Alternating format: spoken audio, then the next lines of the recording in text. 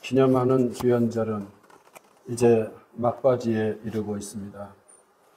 그런 뜻에서 예배력은 오늘 누가복음서를 읽도록 안내하고 있습니다. 왜냐하면 누가복음은 오늘 단락 바로 앞에서 예수님의 뜻깊은 의중을 밝히고 있기 때문입니다. 뭐라고 말하는가요?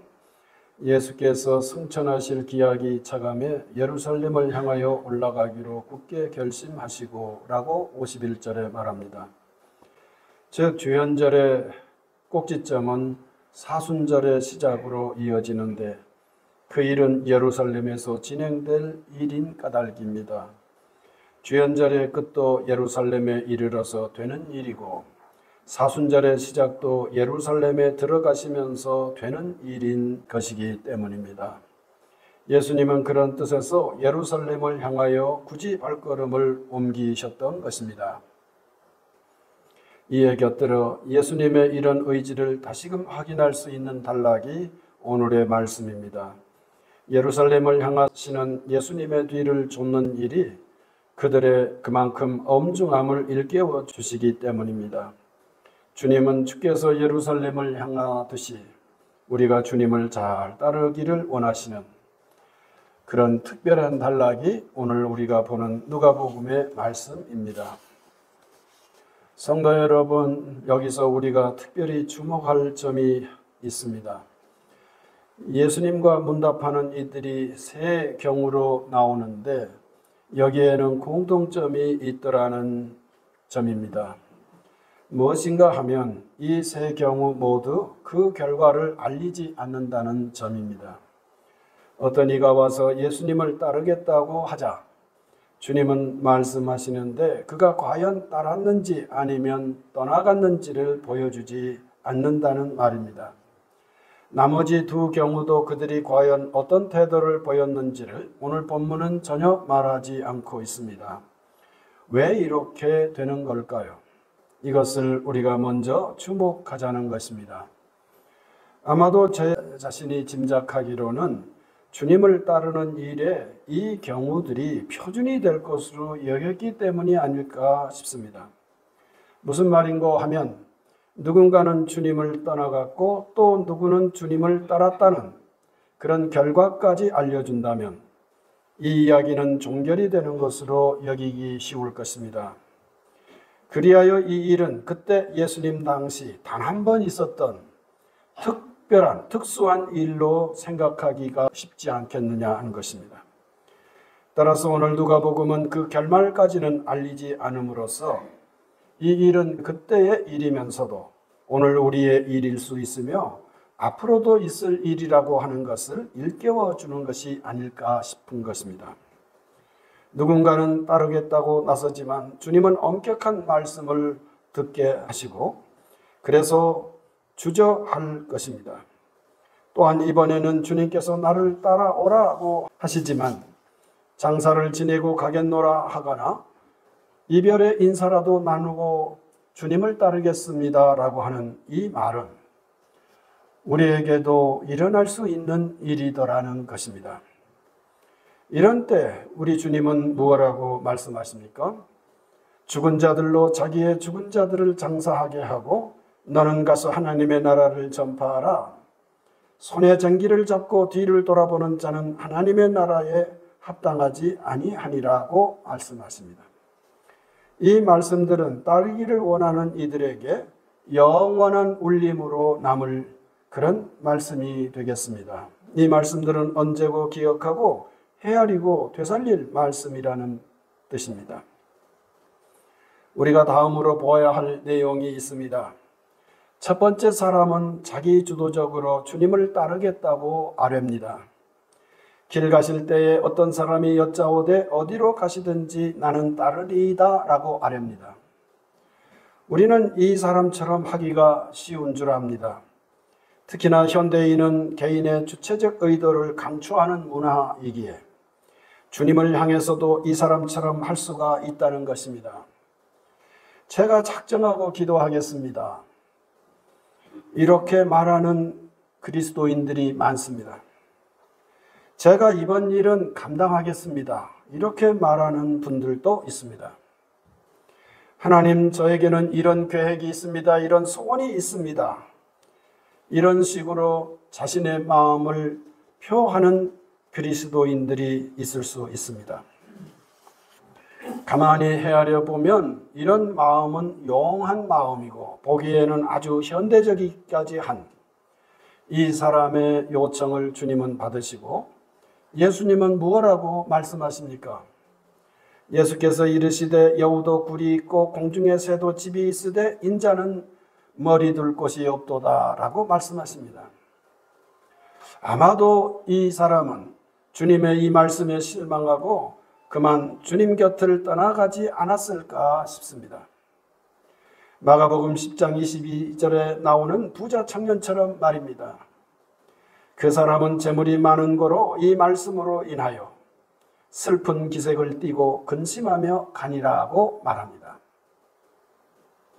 그렇지만 다른 두 사람은 반대로 주님으로부터 따르도록 명령을 받고 있습니다. 59절 또 다른 사람에게 나를 따르라 하시니 라고 성경은 증거합니다. 성도 여러분, 그리스도인의 신앙생활은 바로 이와 같다고 할 수 있겠습니다. 신앙생활은 주님께서 우리를 향하여 부르실 때 우리가 부르심을 받을 때부터 시작하는 일이라고 해야 옳겠습니다. 내가 따르겠나이다 라고 먼저 나서는 말은 혹은 일은 신앙의 세계에서는 무척 낯설게 여기는 문법이 되겠습니다. 이 지점에서 여호수아를 생각하는 것은 합당합니다. 성도 여러분, 모세는 어떤 존재인가요? 하나님께서 직접 칭찬하시는 경우는 쉽지 않으신데 뭐라고 말씀하십니까? 민수기 12장 7절에서 8절 내 종 모세와는 그렇지 아니하니 그는 내 온 집에 충성함이라 그와는 내가 대면하여 명백히 말하고 은밀한 말로 하지 아니하며 그는 또 여호와의 형상을 보거늘 너희가 어찌하여 내 종 모세 비방하기를 두려워하지 아니하느냐라고 다그칩니다. 세상에 하나님께서 사람을 대면하시는 경우는 거의 없는데 모세와는 대면하여 뜻을 주고받으신다고까지 말씀하십니다. 그는 실로 이스라엘을 이끌어 자유의 땅으로 인도했고 하나님의 영원한 말씀 이스라엘 말로 토라를 증거하여 이스라엘로 하여금 말씀의 백성이 되게 하는데 헌신했으며 뿐만 아니라 하나님께서 이스라엘 공간 속에 자리 잡는 성막의 설계도와 그리고 그것을 완성하는 일에 혁혁한 공헌을 한 정말 신앙적 영웅이었다고 해야 옳을 것입니다. 그래서 히브리서는 모세를 이렇게 추억합니다. 히브리서 11장 24절 이하에서 믿음으로 모세는 장성하여 바로의 공주의 아들이라 칭함받기를 거절하고 라고 하면서 무려 6절이나 할애하여 모세를 적극 평가하고 높이고 있습니다. 사람들은 보통 100년에 한 번 나올까 말까 하다는 표현을 써서 누군가를 기념할 때가 종종 있습니다. 저는 최근에 어느 신학교 교수님을 전화로 이렇게 대화하는 중에 우리 교단 목사님들이 교파가 좀 있잖아요. 교단이 있잖아요. 저는 개인적으로 우리 교단이 우리 선생님들 포함해서 설교를 다른 교단보다는 잘 못한다 이런 생각을 좀 하고 있었어요. 솔직히. 그런데 서울 우리 교단 경동교회를 담임했던 강원영 목사님을 평하기를 교수님이 목사님을 평가하는 거예요. 신학 전문가가 한 특정 교회를 담임했던 목사님을 평하는 말인데 거의 멈칫거리지 않으시고 말씀하시기를 강원영은 100년에 한 번 나올까 말까 한 설교자라 이렇게 말하는 것이었습니다. 하나님의 말씀을 대언하는 일이 보는 눈에 따라서 평가할 수 있겠습니다마는 저는 조금 열등감에 젖어 있는 저에게 그 표현은 폐부를 찌르는 것 같은 느낌이었습니다. 그렇게 대단한 설교가였다면 그분 생전에 한 번쯤은 현장에서 듣는 그런 기회를 가졌으면 얼마나 좋았을까 하는 후회까지 하는 순간이었습니다.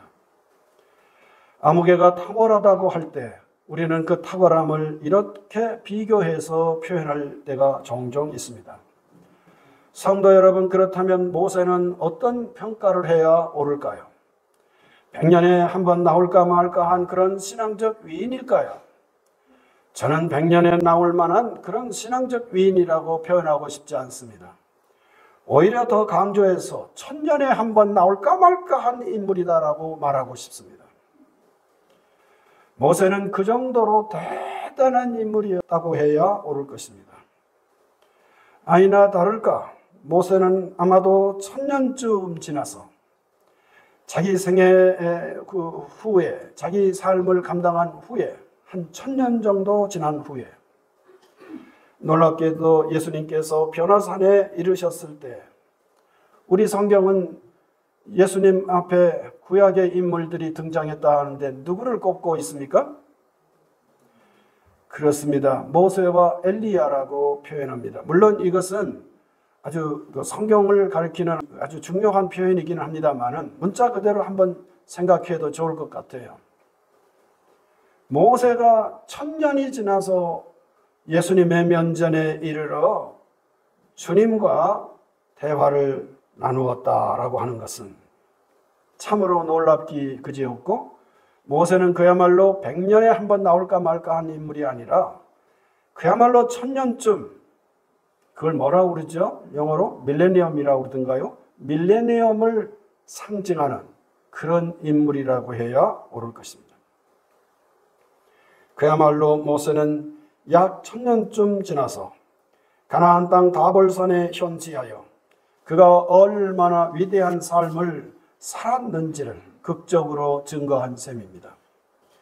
여호수아는 그런 이의 뒤를 잇는 주님의 사람이 되었다는 것인데 그의 마음이 과연 어떠했을 것 같습니까? 그야말로 황송하고 황망하고 아득한 심정을 금할 수 없었을 것입니다. 바로 이런 때 하나님은 그에게 뭐라고 말씀하십니까? 강하고 담대하라고 6절에 말씀하시고 9절에서 강하고 담대하라, 두려워하지 말며 놀라지 말라, 내가 어디로 가든지 내 하나님 여호와가 너와 함께 하느니라고 언약하십니다.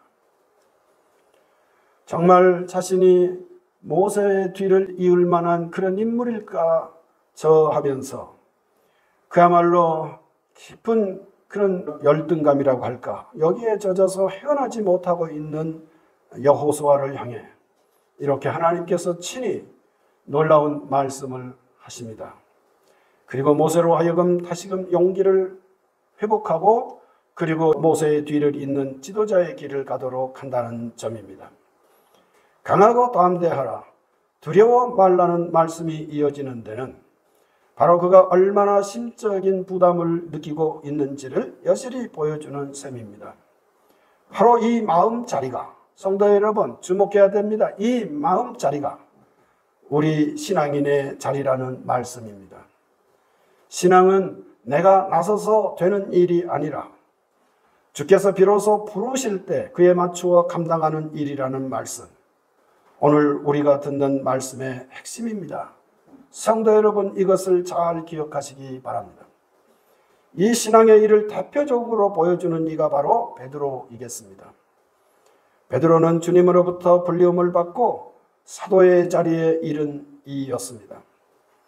그런데도 불구하고 주께서 예루살렘에 이르러 십자가에서 고난을 당하시고 사흘 만에 살아나실 것을 말씀하셨을 때 그는 어떤 반응을 보였습니까? 마태복음 16장 22절, 베드로가 예수를 붙들고 항변하여 이르되 주여 그리 마옵소서, 이 일이 결코 주께 미치지 아니하리이다 라고 합니다. 우리말도 항변이라고 하는 것은 아주 강한 느낌이 드는 표현이기는 합니다만 많은 주석가들은 이때 사용된 단어는 더 거친 의미를 지니고 있다는 것입니다. 오히려 예수님을 꾸짖듯 했다고까지 번역하는 것이 옳다고 주장합니다. 세상에 주님으로부터 불림을 받고 주님의 뒤를 쫓아가던 신앙인 베드로가 감히 주님을 향하여 꾸짖듯 항변하여 그런 일이 어떻게 일어날 수 있겠습니까? 물론 그는 주님을 위하는 의미로 한 말이지만 성경은 이 거친 표현을 그대로 사용해서 우리로 하여금 다시 생각하게 이끌고 있습니다. 이때 예수님은 어떻게 말씀하십니까?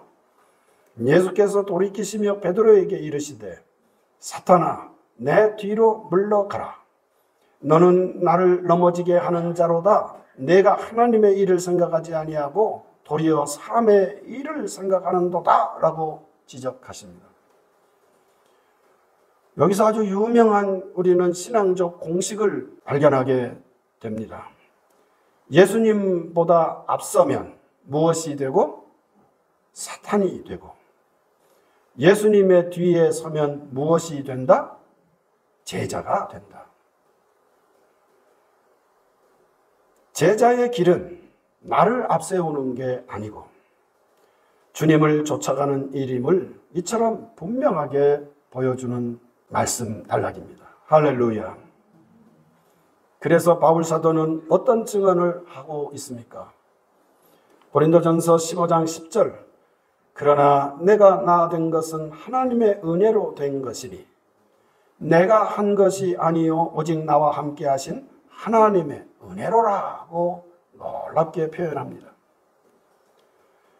모름지기 그리스도인이라 하는 이들이 즉 우리들의 입에서 내가 나 된 것은 나로 말미암아 된 것이 아니라 하나님의 헤아릴 수 없는 은혜로 인하여 내가 빚어진 것입니다 라고 말할 수 없다면 그 사람의 신앙은 점검받아야 할 일입니다.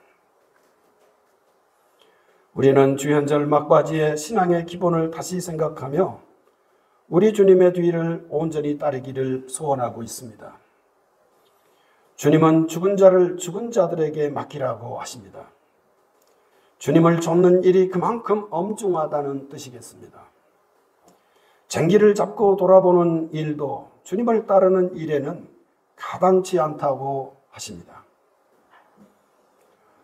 저는 성경을 우리 본문을 읽으면서 참 아주 상당히 머물러야 했습니다. 죽은 자를 죽은 자들에게 맡기라. 장례를 치르는 일을 이렇게까지 표현할 수 있을까? 물론 의미상으로는 주님을 따르는 일을 강조하기 위함이지만 어찌 죽은 자들이 죽은 자를 장례를 모실 수 있을까? 주님은 이렇게 강경하게 말씀하시는 이유가 뭘까? 한참이나 생각해야 했습니다. 근데 바울 사도를 통해서 조금 암시를 받을 수 있었습니다. 에베소서 2장 1절 그는 허물과 죄로 죽었던 너희를 살리셨도다 라고 말합니다. 예수님을 쫓아가지 않는 삶은 허물과 죄로 죽은 것과 진배 없다고 증거하기 때문입니다. 신앙의 눈으로 말한다면 주님을 따르는 일을 멀리하거나 혹은 외면한다면 그는 어떤 자? 죽은 자라는 것입니다. 그런 점에서 예수님은 죽은 자는 죽은 자들에게 맡기고 하나님의 나라를 증거하며 머뭇거리며 세상을 돌아보는 일을 하지 않도록 이끄십니다. 부르신 분을 향해 굳은 마음으로 따라가는 성도가 되기를 우리 주님은 간절히 원하고 계십니다. 히브리서 12장 2절입니다. 믿음의 주여 또 온전하게 하시는 이인 예수를 바라보자 라고 말합니다.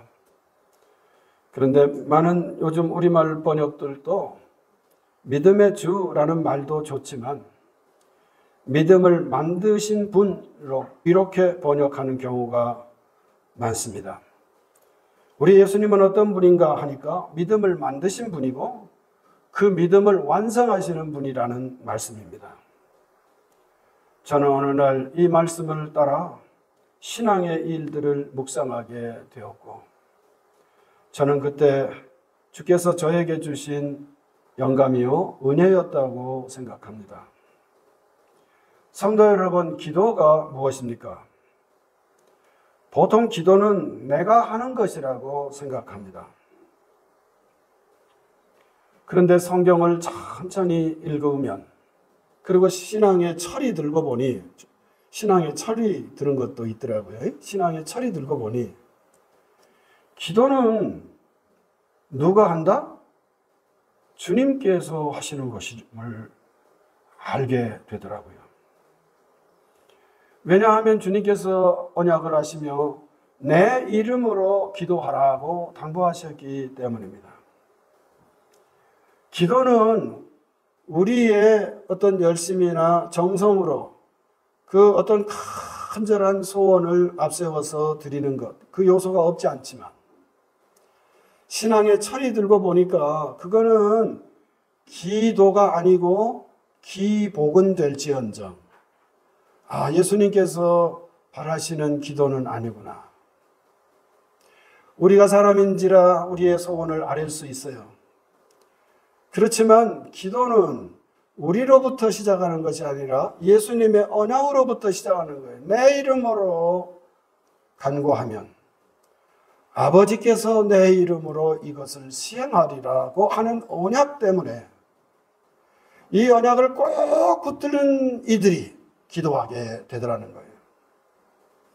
그러니까 믿음은 주님께서 만드시고 그 믿음을 완성하시는 분이시라고 한다면 기도도 그렇구나.